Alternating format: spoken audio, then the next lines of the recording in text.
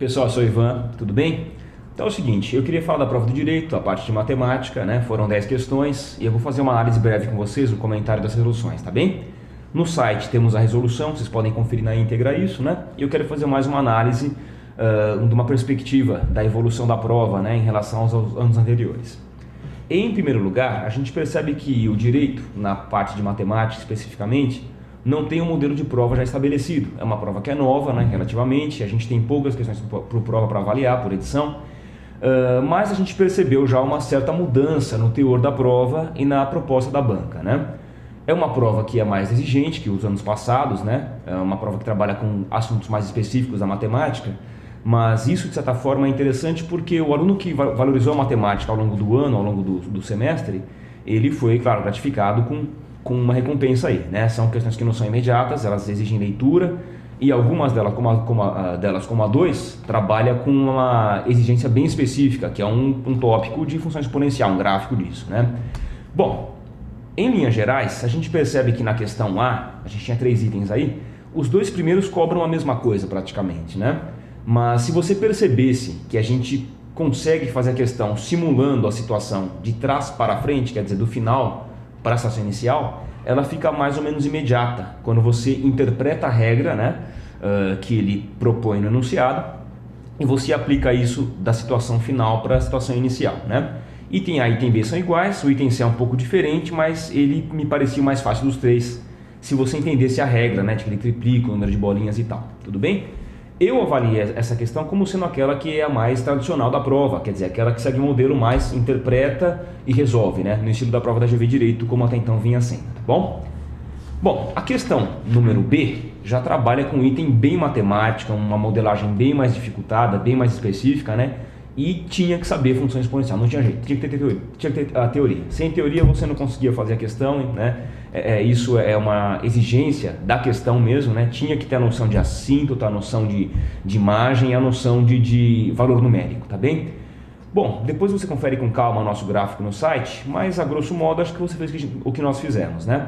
Que é criar aí alguns pontos como referência, né? O F de 0, o F de 1, o F de 5, né? Alguns números que eram mais ou menos notáveis, e você conseguia fazer uma cruz exponencial decrescente, percebendo que havia uma limitação do gráfico na altura da imagem y igual a 15, né? A gente chama isso de assíntota. A prova não pediu o nome, mas pediu o conceito, pediu a ideia por trás do conceito, tá bem? Isso era solicitado no item B, em que ele pedia, aí sim, para textualizar a sua interpretação do gráfico, como é bem típico da prova da GV Direito, tá?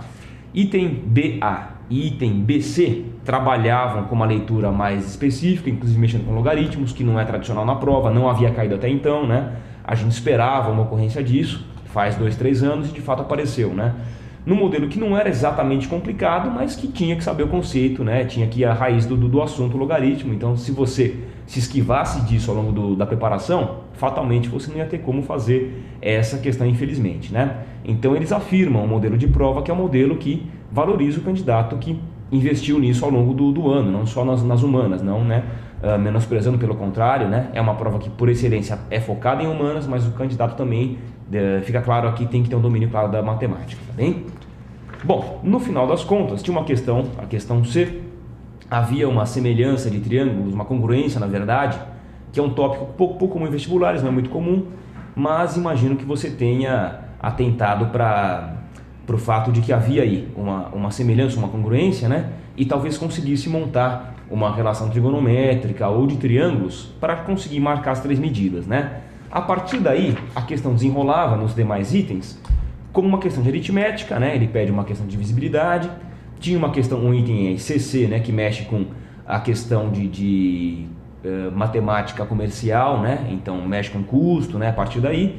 E finalmente um item já comum na prova, que é a matemática financeira, né? Então a gente tinha 10 questões no total, uma em 10 questões mexia com matemática financeira, como a gente já pressupunha. Tudo bem?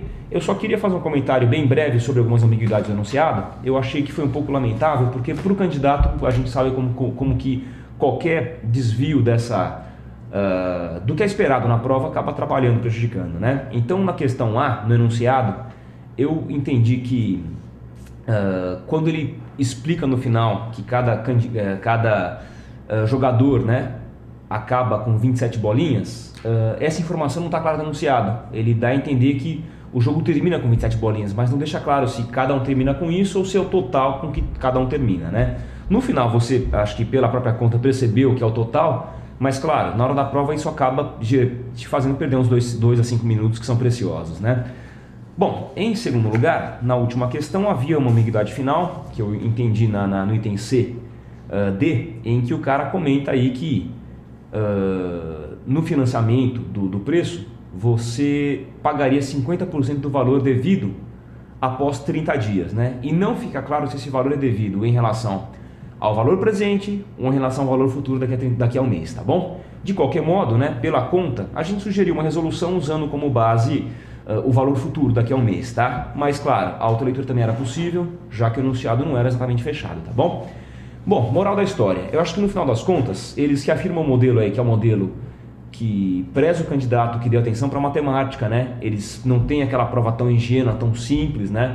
Em que você consegue ler e interpretar com a regra de 3, com sistemas, então tem assuntos específicos, tem assuntos que são mais exigentes, que são menos comuns na prova, tá bem? Fica a lição, né? Acho que talvez para quem não tenha dado atenção para isso, mas de uma forma ou de outra, para todos uma boa prova, tá bem? Confira no site a resolução completa das questões, tá? E um sucesso para todos aí vocês e um bom ano novo, tá bom? Obrigado, um bom abraço.